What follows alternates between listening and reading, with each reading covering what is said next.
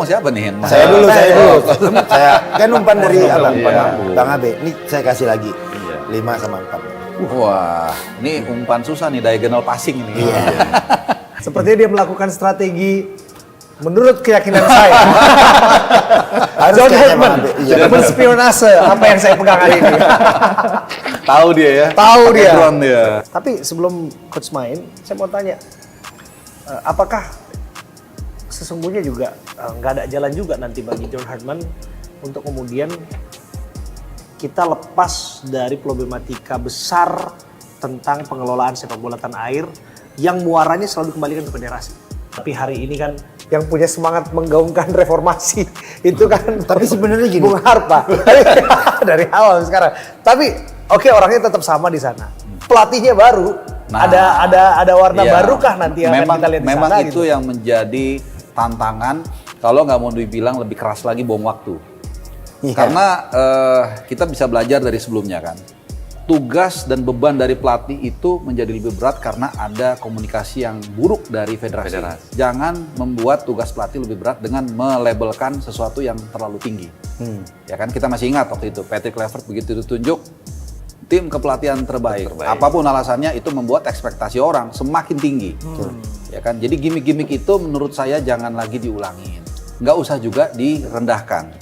Karena saya lihat ada juga nih sekarang kelihatannya ya yang mencoba untuk mendowngrade posisi Hartman supaya kalau dia kenapa-kenapa, oh memang dia pelatih tier 3, tier 4. Jangan juga. Maka saya bilang persis tadi dari kita mulai dari nol. Bukan harapan yang nol, harapannya tetap ada. Cuman jangan terlalu menaikkan, meninggikan, jangan terlalu merendahkan. Silent aja. Ada sekitar 70 hari kalau memang tidak ada perubahan jarak antara dia nanti dipilih tanggal 12 dengan FIFA Series, kemudian ke bulan Juni dan Juli, diem-diem aja. Seperti air laut tidak bisa bicara tapi semua tahu asin. Begitu Maret nanti kita lihat oke, nggak usah ngomong federasi, orang akan memuji. Dan itu lebih tinggi nilainya. Juni main lagi, lebih keren lagi, masuk tuh barang. Kita bicara tahun ini tahun demam bola. Iya, dunia juga. Piala dunia Iya, betul. Ekspektasi terhadap kita juga bisa menorehkan sesuatu, paling tidak timnas bisa memenangkan pertandingan itu pasti tinggi. Tapi balik lagi itu bisa melecut semangat kan ya, untuk memastikan bahwa Piala Dunia bertanding di tahun ini, tapi kita juga bisa menorehkan sesuatu, ada semangat tentang timnas kita. Kalau Piala Dunia sih mungkin justru membuat kita jadi seperti mengingat sesuatu yang tidak seharusnya yang gagal kita dapat. Kalau Piala Dunia nih, Bang Abe ya. Mengingat luka lama dong. Ya seperti sekarang kan seperti sekarang kan lagi bergulir nih Piala Asia U23. Kita main. Setiap malam kita pasti nih membayangkan coba kita di situ. Piala Dunia pun akan begitu Bang Abe. Tapi nanti pas Piala AFF disitulah saya selalu waktu itu mengatakan waktu kita kasak-kusuk pilih pelatih. Pokoknya siapapun nanti pelatihnya, kunci itu AFF. Karena itu pasti ada dua manfaatnya, mengurangi kritikan, tekanan, bagaimanapun juga kita dapat nih. Dan piala belum pernah kita dapat sepanjang sejarah sejak zamannya Coach Indrianto. Dan kedua, membuat percaya diri mental pemain dan pelatih dan fans untuk menyambut Piala Asia. 2027 Itu penting, ya? 2027. Tapi pertanyaannya, trofi Piala AFF kira-kira sanggup Mbak mengobati luka kegagalan 2026? Paling nggak tuh painkiller. Painkiller ya? Nah, jadi kalau luka kurangin dulu. Ya? Nah, doain dulu. Kan menyembuhkan ada tuh berarti. proses. Semua ada proses. Oke. Nanti Piala Asia, kalau buat saya sih lolos grup aja saya udah senang. Piala Asia, ada yang mengatakan 8 besar, tergantung nanti ketemunya siapa kan juga. Tiba-tiba kalau kita lolos 16 besar ketemu Jepang ya walau udahlah selesai itu, bukan dengan segala hormat gitu. Tapi kalau kita cukup sedikit beruntung kayak Piala Asia sebelumnya, kita lolos ke 16 besar, kemudian dapat lawan yang di atas kertas bisa kita atasi, berimbang. Nah, mungkin kita bisa optimis lawan besar. Baru di situ orang akan mengatakan, oke, this is the one that we are looking for. Oke, sambil berjalan. Kalau saya jujur ke pembinaan ya. Pembinaan tetap harus berjalan juga gitu. Jangan sampai ini ngomong di atas terus tapi lupa akar rumput. Sepakat. Karena sepak bola dari seluruh dunia fondasinya adalah grassroots. Kenapa pemain Eropa, pemain ya kita pernah bareng sama mereka bisa top Primavera level. dulu coach ya. Kita hampir 3 tahun di sana belajar bagaimana kita yaitu formasi, belajar attitude, belajar kultur sepak bolanya seperti apa, pengalaman-pengalaman ketemu Maldini, ketemu Del Piero semuanya kita bawa ke sini. Tapi mereka kan dari bawah juga. Fondasi utama sepak bola adalah grassroots. Kalau grassrootsnya benar, timnasnya pasti akan benar.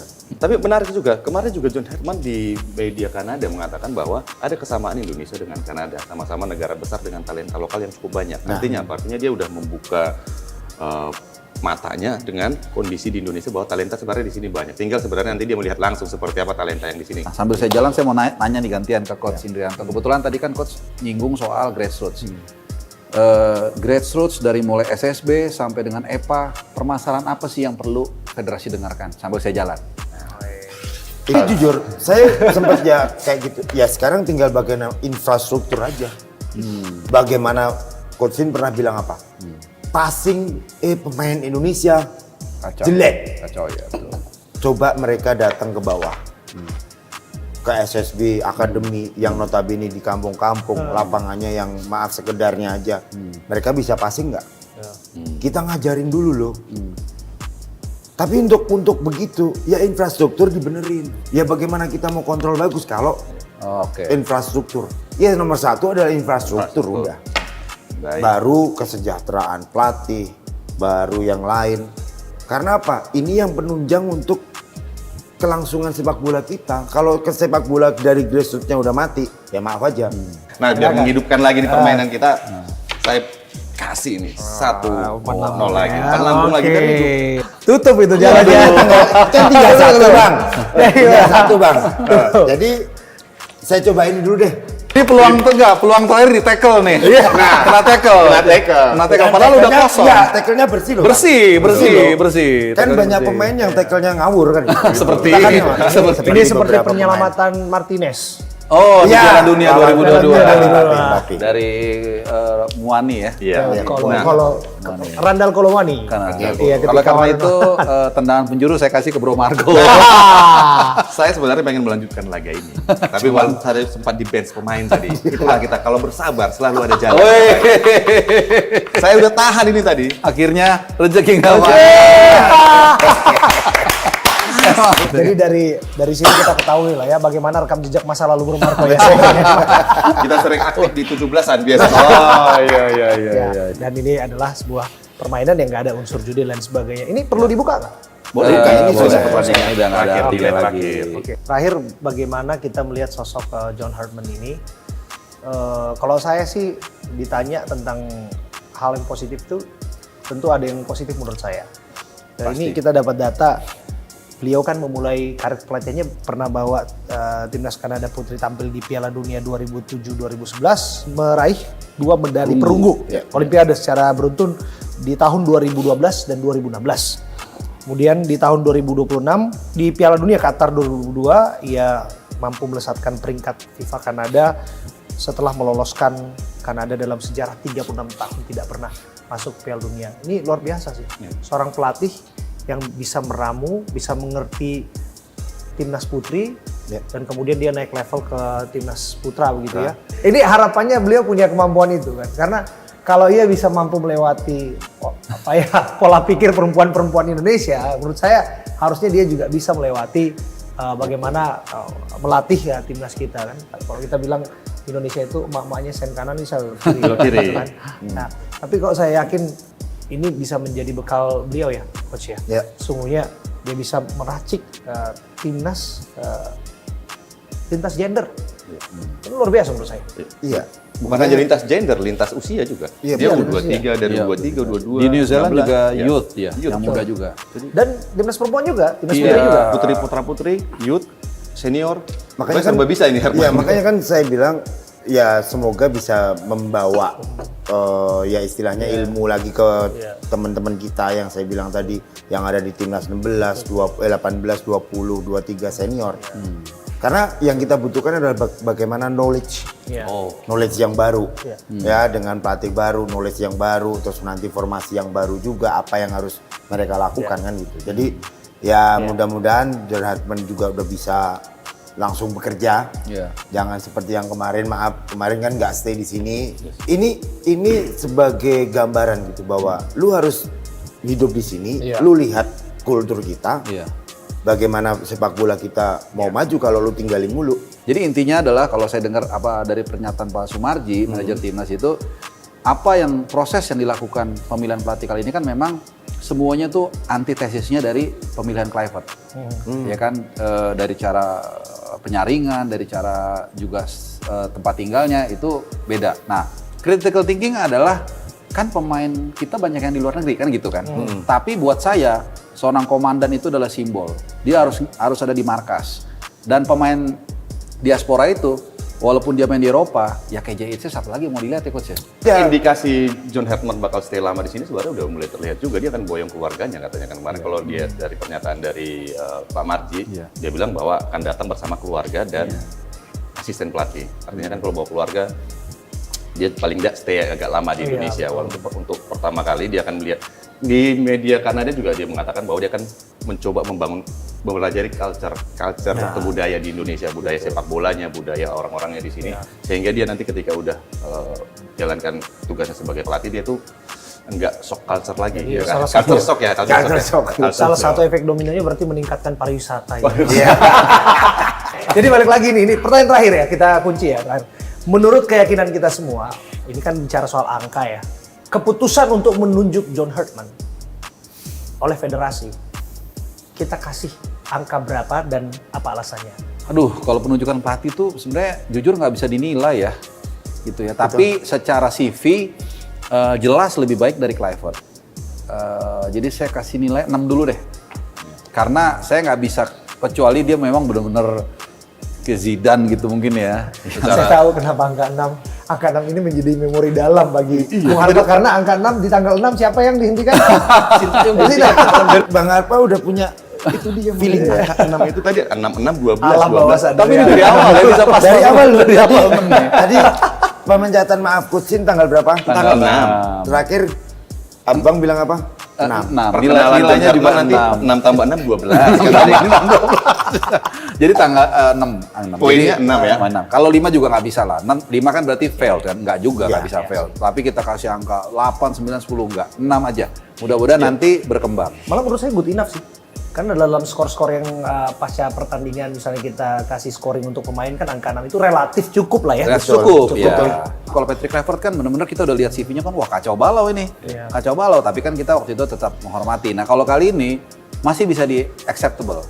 Jadi tapi apakah dia berhasil atau enggak no one knows. Jadi saya kasih angka 6. Ya kalau 6 kan gak enak juga kan, masa sama-sama terus. 7 lah, 7. Saya kasih 7. Enggak, 6 koma desimal juga bisa. Bisa. Saya kasih 7 karena memang mekanismenya untuk John Hartman ini agak berbeda dibandingkan sebelumnya ya sebagai Patrick Kluivert. Kalau ini kan prosesnya itu terlihat bukan pilihan satu orang. Ya. Ini pilihan Siapa satu kolegial. orang itu siapa emang? Menurut Biar keyakinan dengerin. Anda siapa? Menurut Ya. keyakinan Menurut keyakinan saya yang suka sender di dinding kan gitu kan. Kita nanti cari sendiri di Google banyak tuh. Jadi ini pemilihannya kolegial lah. Maksudnya ada yang diutus juga ke sana, Exco diutus untuk memberikan wawancara. Jadi artinya ini saya akan mengawali Hartman dari poin 7. Oke, Bro Marco kalau jadi dosen enak nilainya bagus ya, Ya. tinggi, standarnya tinggi ya. Nah, ini yang terakhir nih. Nah. Kan akhirnya Dari saya segi bingung nih.